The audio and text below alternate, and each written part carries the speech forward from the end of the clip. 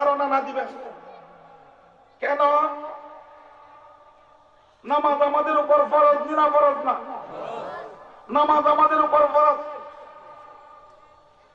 কিন্তু নামাজ কয়ত? আমাদের দেশে অনেক মানুষ আছে এ নামাজ না পড়বার লাগি ইসলাম ধর্মের বিধানের উপর আমল না করার জন্য ফাঁস কাটিয়া পাউতি কাটিয়া যাইতে চায়। কয় আমরা কোন মৌলবীর কথা মানবো, কোন মৌলবীর কথা ছাড়বো, মৌলবীদের মধ্যে নানান ইখতিলাফ, সুতরাং আমরা মৌলবীর লোক লইতাম না। আপনারা কি মনে করেন মৌলবীদের মধ্যে ইখতিলাফ আছে? ইখতিলাফ নাই, ইখতিলাফ নাই। এর ইখতিলাফ কই? কেমনে ইখতিলাফ নাই? ইসলামের মৌলিক বিষয়গুলো সম্পর্কে দুনিয়ার কোন উলামায়ে কেরামের মধ্যে কোনো ইখতিলাফ নাই। আজ পর্যন্ত কি আপনারা শুনেছেন যে এই এলাকার আলিম উলামারা বলে মুসলমানদেরকে বলে দৈনিক 6 ওয়াক্তের নামাজ বলেছে? সিলেটের কোন উলামায়ে কেরামকে আজ পর্যন্ত বলেছেন দৈনিক 4 ওয়াক্তের নামাজ? সিলেটের কোন উলামায়ে কেরামকে এই কথা বলেছেন 5 ওয়াক্তে 9 রাকাত নামাজ ফরজ?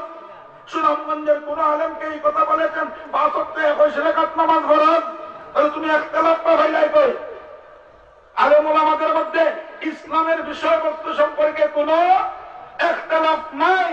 দ্বিতীয়, এরপর আপনাদের মনে প্রশ্ন আসতে পারে ইখতিলাফ যদি না থাকে তাহলে নামাজের মধ্যে গেলে তো দেখা যায় কোন মৌলবী কোন মুসল্লিরা জোরে জোরে আমিন কয়, আর একদল মুসল্লি আস্তে আস্তে আমিন কয়। কোন মুসল্লি দেখা যায় রুকুর থেকে আবার হাত তুলে, রুকুর থেকে উঠে আবার হাত তুলে। কোন মুসল্লি দেখা যায় আপনার বুকের মধ্যে হাত বাঁধে, আবার কোন মুসল্লি দেখা যায় নাভির নিচে হাত বাঁধে। আলিম উলামাদের মধ্যে যদি ইখতিলাফ না থাকে তাহলে মুসল্লিরা দুই দলে বিভক্ত হলো কেন? আমরা তো দেখি ইখতিলাফ, এইটাও ইখতিলাফ না, এটাও কি না? ইখতিলাফ না। ইখতিলাফ না মানে কোন মাযহাব অনুযায়ী, আর মাযহাব অনুযায়ী আইলে তো মাযহাবের কথা আইব, মাযহাবের কথা আমি আলোচনা করব না। কোন মাযহাবে আমিন জোরে, আর কোন মাযহাবে আমিন আস্তে। দুইটার কথাই হাদিসে আছে না নাই? দুইটার কথাই হাদিসের মধ্যে আছে। তাহলে দুইটা বিষয় একরকম না ভিন্ন? একটা একটার বিপরীত বোঝা যায় না? বোঝা যায় না? একটা একটার বিপরীত বোঝা যায়। শরীয়তের কোন বিধান আমল করার বেলায় যদি দেখা যায় দুই রকমের কথা, তাহলে দুইটারে মিল দেওয়ার চেষ্টা করা হবে। যদি মিল না দেওয়া হয় তাহলে অন্যভাবে ফয়সালা হবে। এখানে মিল দেওয়ার ব্যবস্থা আছে, অর্থাৎ এখানে ইখতিলাফ নাই। ইমাম আবু হানিফা রাহমাতুল্লাহ আলাইহির কথা মতো আমিন আস্তে পড়া উত্তম, শাফি রাহমাতুল্লাহ আলাইহির কথা মতো আমিন জোরে পড়া উত্তম। এখন হানফি মাযহাবের কোন মুসল্লি যদি শাফি মাযহাবের ইমামের পিছনে নামাজ পড়ে, আর হানফি মাযহাবের মুসল্লি যদি আমিন জোরে পড়ে, নামাজ ফাসিদ হবে না, নামাজ হবে। শাফি মাযহাবের কোন অনুসারী যদি হানফি মাযহাবের অনুসারীর কারো পিছনে নামাজ পড়ে, সে আমিন জোরে বলে, কিন্তু আমিন আস্তে পড়লেও তার নামাজ হবে না? হবে না? নামাজ হবে। এই মাসআলাটা আমাদের অনেকের জানা নাই, আর জানা থাকলেও আমাদেরকে একদল মানুষ বিভ্রান্ত করতেছে। এইটা হলো বর্তমান যুগের, ডিজিটাল যুগের ডিসকাউন্ট মার্কা মৌলবী। এর নাম হলো ডিজিটাল যুগের ডিসকাউন্ট মৌলবী। আমিন জোরে বলা এবং আস্তে বলা। দেখবেন একজন ইমাম সাহেব মসজিদে ইমামতি করেন, আরে কোন বইয়ে পড়ছে আমিন জোরে জোরে পড়তে হয়। এখন এই মসজিদের ইমাম সাহেব একজন, মুয়াজ্জিন একজন, মুসল্লি 500 জন, 499 জনে আমিন আস্তে আস্তে পড়ে, আর এইখানে হঠাৎ করে একজন মুসল্লি জোরে জোরে আমিন কয়। এরকমের মুসল্লি আছেন না নাই? এই মুসল্লির উদ্দেশ্য হইল নামাজের মুসল্লিদের মধ্যে ফিতনা সৃষ্টি করা। এই লোকটা ফিতনা সৃষ্টি করার জন্য ষড়যন্ত্র করতেছে। না হয় শাফি সাহেব রাহমাতুল্লাহ আলাইহি যখন ইমাম আবু হানিফা রাহমাতুল্লাহ আলাইহির কবরের সামনে গিয়ে নামাজ পড়লেন, এই দিন ইমাম শাফি রাহমাতুল্লাহ আলাইহি উনার নিয়ম বাদ দিয়া আমিন জোরে না বলে আস্তে পড়লেন। ইমাম শাফি সাহেব আসতে পারলেন ইমাম আবু হানিফা রাহমাতুল্লাহ আলাইহির প্রতি শ্রদ্ধা জানানোর জন্য। এখন 500 জন মুসল্লির মধ্যে যদি 599 জন মুসল্লি আমিন আসতে কয়, আর আমিন জুড়ে করে যদি জুড়ে আমিন কয়, তাহলে জুড়ে আমিন করে যদি বেশিরভাগ লোক হয় সমস্যা নাই, কিন্তু একজনে যদি আমিন জুড়ে কয় অন্যান্য মুসল্লিরা যারা চুপ থাকে তার নামাজের মধ্যে ব্যাঘাত ঘটবে না, ঘটবে না? ব্যাঘাত ঘটবে। সে ব্যাঘাত ঘটাইতে চায়, অন্যদিকে এই কথা বুঝাইতে চায়, ও মসজিদ কমিটির লোকেরা, আপনারা যাকে ইমাম রাখছেন, ইমাম আস্তে আস্তে আমিন কয়, আমি জোরে জোরে আমিন কইতেছি, ও কমিটির লোকেরা, তোমরা যে ইমাম রাখছো এর থেকে আমি ভালো জানি। এই কথা বোঝানোর জন্য এটা করে। নাহলে আমিন জোরে করার মধ্যে আসতে কইলে অসুবিধা নাই, তুমি সবে আমিন আসতে কয়, তুমি জোরে কইবে লাগে ভালো হইছ কেনে, আসতে কইলে তো নামাজ হয়। এটা কোনো একতলাফ না, এটা হলো উত্তম হওয়া এবং অনুত্তম হওয়ার মতামত, এখানে কোনো একতলাফ নাই। তাহলে বোঝা গেল আলিম উলামাদের মধ্যে কোনো একতলাফ নাই। বাকি কিছু বিষয় এইগুলোর মধ্যে আপনার গড়ও একতলাফ আছে, জামাই বউ একতলাফ আছে, ছেলে মেয়ে একতলাফ আছে, ভাই বোন একতলাফ আছে, নেতা নেতা একতলাফ আছে, 14 দলীয় জায়গায় এক দলের মধ্যে একতলাফ না হইলে হয়। যে ব্যক্তি বলা আলিম উলামাদের মধ্যে একতলাফ, আমি জিজ্ঞাসা করবো তুমি কোন দল করো? 2টা দলের যখন বাংলাদেশ ঠিক করেছে, একটা হলো আওয়ামী লীগ আর একটা হলো বিএনপি। আর কোন দল আছে? আছে, থাকলেও এই 2টার যে কোনো একটা সাথে আছে, ঠিক না বেটি? এখন তুমি যে দল করো আর তুমি যে প্রশ্ন করো, মৌলবীদের মধ্যে বড় একতলা, তুমি যে আওয়ামী লীগ করো বিএনপি করো, তোমার মধ্যে কয় দল? দলের অভাব আছে, গ্রুপের অভাব আছে। তোমার মধ্যে একতলাফ থাকলে তোমার আমরা দিগাই না, ও মৌলবীরা নরম পাইছ, বুঝলেন? মৌলবীরা নরম পাইছে। যাক আসুন, আলিম উলামাদের মধ্যে কোনো ইখতিলাফ নাই। এমনি কোন বিষয় হয়তো ব্যক্তিগত বা একটা নফল এই জাতীয় জিনিসের মধ্যে কোনো ইখতিলাফ থাকতে পারে বা আছে। ইসলামের মৌলিক বিষয়ের মধ্যে আলিম উলামাদের মধ্যে কোনো ইখতিলাফ নাই। এর পরেও যদি ইখতিলাফ দেখা যায়, এরা হলো ডিজিটাল ডিসকাউন্ট মার্কা মৌলবী। সময় নাই, ডিসকাউন্ট মার্কা মৌলবী এরা কেমন হইল এই কথাটা বুঝাই দিলাম না, সময় হইলে। আসুন, তাফসীরের প্রয়োজন কেন? নামাজ পড়া ফরজ, কিন্তু নামাজ কয় ওয়াক্ত ফরজ? 5 ওয়াক্ত। এই 5 ওয়াক্তের নাম পবিত্র কোরআনে সরাসরি নাই। 5 ওয়াক্তের নাম পবিত্র কোরআনের মধ্যে সরাসরি নাই। আছে, সরাসরি নাই। নবীজির হাদিসের মধ্যে সরাসরি আছে না নাই? সরাসরি আছে। এই নামাজ কিভাবে পড়তে হবে এটাও হাদিসের মধ্যে আছে, পবিত্র কোরআনে এই কথা নাই। জোহরের নামাজ কখন শুরু করবে এবং কখন জোহরের নামাজের শেষ হয়, আসরের নামাজ কখন শুরু করবে, কখন আসরের নামাজ শেষ হয়, মাগরিবের নামাজ কখন শুরু করবে, মাগরিবের কখন শেষ হয়, এশার নামাজ কখন শুরু করবে, এশা কখন শেষ হয়, পবিত্র কোরআনের মধ্যে নাই, আছে নবীজির হাদিসের মধ্যে। তাহলে কোরআন যদি একমাত্র পবিত্র কোরআনের ব্যাখ্যা যদি না করা হয়, তাহলে জোহরের নামাজ কখন পড়বো, কখন গেলে শেষ হয়, এগুলো জানতেও পারবো না। কোরআনের মধ্যে নামাজের কথা আছে, কিন্তু নামাজ পড়ার নিয়ম নাই, বলা নাই। সুতরাং নামাজ পড়তে হলে কোরআনের ব্যাখ্যার প্রয়োজন আছে না নাই? কোরআনের ব্যাখ্যার প্রয়োজন আছে। যেমন আল্লাহ নামাজের কথা বলেছেন, সালাত, আকিমুস সালাত, ইন্নাস সালাত, এইভাবে অনেক আয়াত আছে। অনেক সময় দেখবেন, আমি একদিন এক ওয়াজে লিখেছি রাত্রে প্রায় 9টা 9:30, এই দেখি এক বেড়ায় ওয়াজ করে, কুরআন শরীফের আয়াত তেলাওয়াত করছে, ইন্নাল্লাহা ওয়া মালাইকাতাহু ইউসাল্লুনা আলান নবী। তরজমা করে, তা আল্লাহ নবীর উপরে দুরূদ শরীফ পড়েন। আল্লাহ নবীর উপরে কি পড়েন? দুরূদ শরীফ পড়েন। আমি বলি এটা কিতাব পড়ে, আল্লাহ নবীর উপরে দুরূদ শরীফ পড়েন। দুরূদ শরীফ, দুরূদ কোরআন শরীফ আছে কোনো কেন? কথা বলেন। আরে আছে, দুরূদের আরবি শব্দ হলো আসসালাত। আসসালাত শব্দ ভাইয়া এভাবে হয়ে গেছি গা, দুরূদ রে মানে কি করবার লাগে, প্রতিষ্ঠিত করার জন্য দূরত্ব প্রতিষ্ঠিত দূরত্ব সাবিত আছে, আমরা দুরূদ শরীফ পড়ি না? না পড়ি না? মনে হয় আমরা নামাজ হয় না, আমরা নামাজ দুরূদ শরীফ পড়ি না? শ্রেষ্ঠ দুরূদ শরীফ হইল দুরুদে ইব্রাহিমী। দুরুদে ইব্রাহিমী মুসলমানরা এক দলে পড়ে আর এক দলে পড়ে না, না সবাই পড়ে। এখন বেটা তর্জমা করতেছে আল্লাহ নিজে নবীর উপরে দুরূদ শরীফ পড়েন। এখন আল্লাহ যদি নিজে নবীর উপরে দুরূদ শরীফ পড়েন তাহলে পাবলিক ডরাইব না? ডরাইতো না। ও দয় আল্লাহ যেখানে আল্লাহ দুরূদ শরীফ পড়েন নবীর উপরে, আমি ঘুমাইয়ে হঠাৎ থেকে হারাইতে দুরূদ শরীফ পড়ব।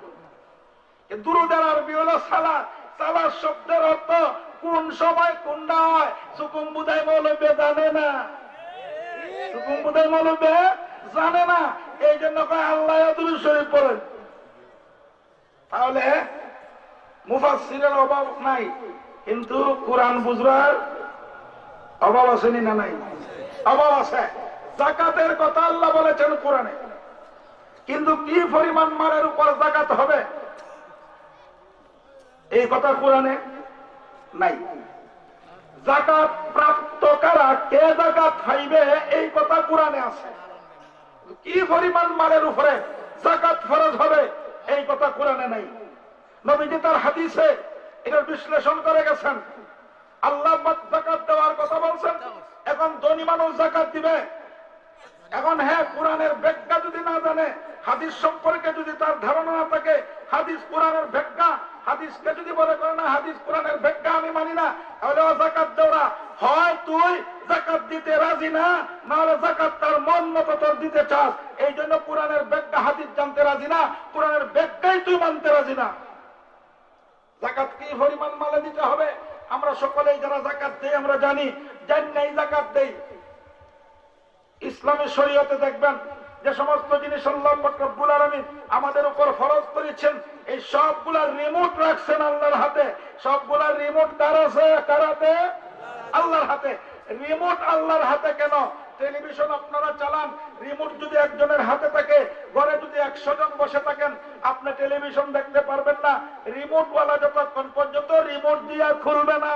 নামাজ পড়বেন কিভাবে পড়বেন, এইগুলা যাকাত দিবেন কিভাবে যাকাত দিবেন, আল্লাহ রিমোট রাখছেন। আল্লাহ এই রিমোট দিয়েছেন আল্লাহ পাক রব্বুল আলামিন তার নবী মুহাম্মদুর রাসূলুল্লাহ সাল্লাল্লাহু আলাইহি ওয়াসাল্লামের হাতে। না হইলে গরিব যারা আছে এরাই কইবা মিছিল হইব দেশ, গরিবে কইব যে ধনী 5,000 টাকার মালিক হবে তাকে যাকাত দিতে হবে। এটা গরিবের লাভ, ঠিক না? সবাই তো লাভের ভাগল। ধনীয়ে কইত 1 কোটি টাকার মালিক হলে যাকাত দিব, এর নিচে হইলে যাকাত দিব না। গরিবে কি কইত? 5,000। ধনীয়ে কি কইত? 1 কোটি অথবা 1 লাখ। ধনীয়ে কইত জীবনে একবার যাকাত দিব, আর গরিবে কইত সপ্তাহে 2 দিন দেওয়া লাগবে। গরিব আর ধনী যখন সব আপনার দারুণ বাজারে দেখা হইত, দেখা না হইলে যাকাতের কথা স্মরণ হইতো না। দেখা হইলে গরিবে যদি ধনীরে দিক লাইতো, দেখলে এই মিছিল করলেন, আইসা মিছিল করলেন না, করলেন না, মিছিল করলেন। মিছিল করে কইলেন 5,000 টাকার মালিক হলে যাকাত দিতে হবে, দিতে হবে। ধনীরা কইলেন সব ধনী দৌড়ে কেন এখানে আর কোন মিছিল বার করলেন 1 কোটি টাকার কম হলে যাকাত দিব না, দিব না। মিছিল হইলেন, এই মিছিলে মারামারি হইব, কাটাকাটি হইব, গন্ডগোল হইব, মানুষ মারব, পুলিশ হইব, রেয়া পাইব, দেশ শেষ। এই জন্য আল্লাহ পাক রব্বুল আলামিন যাকাত কি পরিমাণের মধ্যে ফরজ হবে, কতদিন পরে যাকাত দিতে হবে, এটা রিমোট রেখে দিয়েছেন কার হাতে? আল্লাহর হাতে। সুতরাং যাকাত নামীয় ফরজ হুকুম পালন করতে হবে, করতে হলে কোরআনের ব্যাখ্যা আমাকে জানতে হবে। সেই কোরআনের ব্যাখ্যা কোথায় পাওয়া যায়? যারা কোরআনের ব্যাখ্যা করেন তাদেরকে বলা হয় কি? মুফাসসির। যারা ওয়াজ করেন তাদেরকেও বলা হয় মুফাসসির, ঠিক না? আরে ঠিক। আমরা দেশে ওয়াজও তাফসীর, তাফসীরও তাফসীর। সুতরাং যারা তাফসীর করে হেও মুফাসসির, যারা ওয়াজ করে হেও মুফাসসির। অনেক সময় দেখবেন মুফাসসিরের তাফসীর থেকে ওয়াইজের ওয়াজ সুন্দর, ঠিক না বে ঠিক? আচ্ছা আসুন, আমি যে কথাটা বলতেছিলাম, এই আপনার তাফসীর সর্বপ্রথম মুফাসসির, দুনিয়াতে সর্বপ্রথম মুফাসসির কে হইতে পারবা? এই দুনিয়া কুরআনের সর্বপ্রথম মুফাসসির কে? মা কেউ তো বলতে পারেন না যে বুঝতে না, আমি হইয়া লাগে। আর আপনারা যেটা কইবে এটা হইতো না, সামনে কইবেন।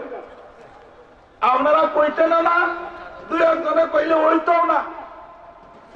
কুরআনের সর্বপ্রথম 1 নম্বর মুফাসসির হইলেন স্বয়ং আল্লাহ পাক রব্বুল আলামিন। পবিত্র কুরআনের মুফাসসির স্বয়ং কে? আল্লাহ পাক রব্বুল আলামিন। আল্লাহ পাক রব্বুল আলামিন পবিত্র কুরআনে অনেক আয়াত আল্লাহ এমন নাযিল করেছেন যে আয়াত দিয়ে আল্লাহ আরেক আয়াতের তাফসীর করেছেন। এই তাফসীরের নাম হয় না তাফসীরুল কুরআন বিল কুরআন। ওই লোকের মত না আলহামদুলিল্লাহ রাব্বিল আলামিন, ইয়ানি আলহামদুলিল্লাহ রাব্বিল আলামিন, এর মত না। আল্লাহ পাক রব্বুল আলামিন কুরআনের তাফসীর করেছেন কি দিয়া? কুরআন দিয়া। তাহলে সর্বপ্রথম মুফাসসির কে? 1 নম্বর মুফাসসির কে? স্বয়ং আল্লাহ। তাহলে আল্লাহ মুফাসসিরে কুরআন, ঠিক না? তাহলে আগামী বছর সেওতরফারা প্রধান অতিথি হিসেবে আল্লাহকে দাওয়াত দিবেন। আল্লাহ তো এই তাফসীর মানুষের কাছে, নবীর কাছে কুরআনের তাফসীর কুরআন দিয়া কইরা নবীর কাছে সন্দেহ দিবেন। নবীর কাছে কি করছেন? সন্দেহ দিবেন। কুরআনের তাফসীর কুরআন দ্বারা কিভাবে হয় এই সম্পর্কে আপনাদের অনেক জানা আছে। এই দিকে যাইয়া আমি আমার সময় নষ্ট করব না। আসুন কুরআনের তাফসীর কুরআন দ্বারা। এখন তাফসীর কে করবে এটাও তো জানার দরকার। যারা বাজারের রাস্তার মুড়ে মুড়ে বইয়া দাউদের ওষুধ বেছে, হ্যাঁ তাফসীর করবে। যারা বিল্ডিং বানায়, কন্ট্রাক্টর, হ্যাঁ কুরআনের তাফসীর করবে। ইঞ্জিনিয়ার, হ্যাঁ কুরআনের তাফসীর করবে। হেমোপ্যাথিক ডাক্তার, হ্যাঁ কুরআনের তাফসীর করবে। কথা বলেন না, এরাই তাফসীর করবে। কারণ বর্তমান যুগে, যুগটার নাম কি? ডিজিটাল। এই ডিজিটাল যুগে সব কিছুর পরিবর্তন, চাচাও পরিবর্তন, ফুফুও পরিবর্তন, মা বাবা পরিবর্তন, খালাও পরিবর্তন, সব একাকার হইয়া আন্টি হয়ে গেছে। সব হইয়া কি হয়ে গেছে? আন্টি হয়ে গেছে। এটা ডিজিটাল যুগ। তাহলে যারা নাকি তাফসীর করবেন, আমরা তো দেখি হেমোপ্যাথিক ডাক্তার তাফসীর করে, দোকানদারি করে, ইঞ্জিনিয়ারিং করে, কন্ট্রাক্টরি করে, হ্যাঁ তাফসীর করে। আর তাফসীর করে না আলিম ওলামারা গিয়ে ভুল ধরে, আলিম ওলামারা গিয়ে হুজুর 2-3 নামাজ তো 1 রাকাত, হ্যাঁ গাড়ি চালায়, হেমোপ্যাথিক দোকানে বসে থাকে। মৌলভী সাহেব গিয়ে 2-3 নামাজ তো 1 রাকাত, তেরাবির নামাজ তো 1 রাকাত। ওই দিল ডিসকাউন্ট মৌলানা কয় মৌলবীরা দল ছাড়ে আমরা দলাও, ডিসকাউন্ট হইবে, কমিশন হইবে। কি কমিশন? আমরা দল আইলে 12 রাকাত কনসিডার হইবে। কয় রাকাত কনসিডার? 12 রাকাত কনসিডার হইবে। আমাদের দলে আইলে জোহরের নামাজ যদি জমা শুরু হয়ে যায়, আর কেউ যদি সুন্নতে মুআক্কাদা আগে আদায় না করতে পারে, তাহলে আমরা দলাও ডিসকাউন্ট হইবে। এটা পরে আর ভরা লাগতো না। কি বলেন? তারাবির নামাজ 8 রাকাত, আপনারা কি তা বলেন? হ্যাঁ, 8 রাকাতের যে হাদিস আছে, এই হাদিসের মধ্যে আছে আল্লাহ রসুল, হাদিস হইল যে আল্লাহ রসুল 8 রাকাত আর 3 রাকাত মিলাইয়া 11 রাকাত রমজান পড়তা। রমজান মাস গেলে গিয়ে অন্য মাসেও 11 রাকাত পড়তা। অন্য মাসে তেরাবি আছে, রমজান মাসেরা তেরাবি আছে। যারা কম 8 রাকাত তেরাবি আর দলিল দাও যে আল্লাহ রসুলের রমজান মাস 11 রাকাত করাই পড়ছেন, 8 রাকাত সহ 3 রাকাত 8 রাকাত 11 রাকাত রমজান পড়ছেন, রমজানের ভরেও পড়ছেন।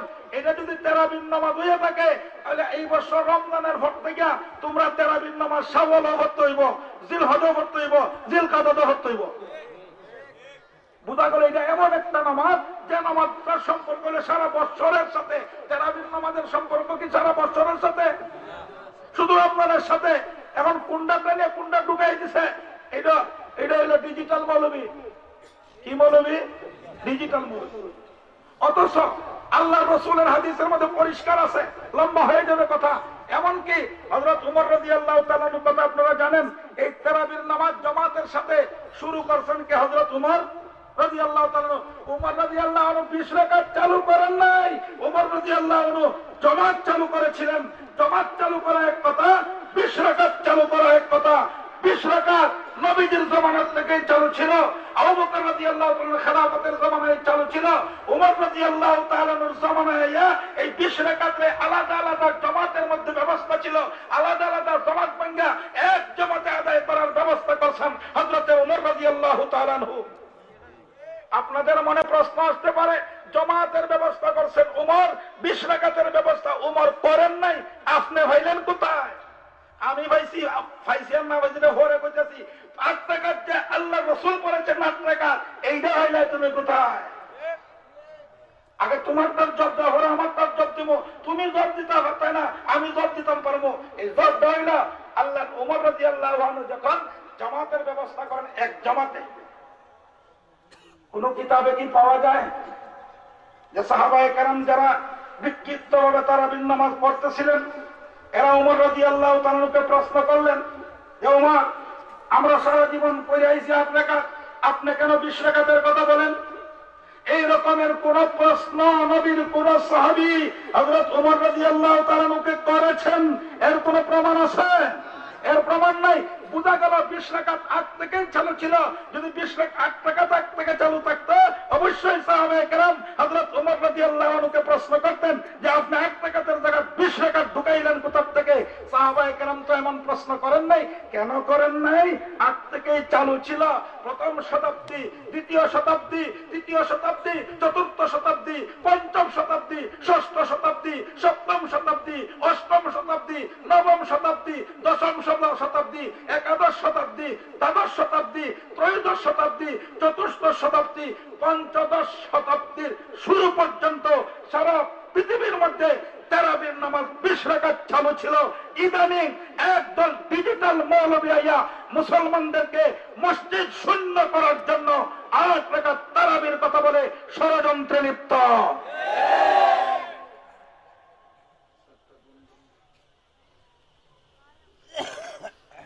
আমার সময় আছে আর 7 মিনিট। আমার জন্য সুবিধা, এই জন্য আমি ইচ্ছা করে একটু দেরিতে হয়েছি। সেই যে ইচ্ছা করে একটু দেরিতে আইছি। আর বক্তাদের মধ্যে অন্য কেউ থাকুক আর না থাকুক, আমার মাঝে কিছু পাগলামিও আছে। পাগলামি এই যে গলা ভাঙ্গা হওয়ালা যে সময় উঠছিলাম, আমি তোমার ওজন ছেড়ে দেব। এখন দেখা যায় আস্তে আস্তে ঠিক হয়ে যাবে। যাই হোক, তাফসীরের প্রয়োজন আছে যে কেন পবিত্র কোরআনে আল্লাহ পাক রব্বুল আলামিন অনেক আয়াত নাযিল করেছেন।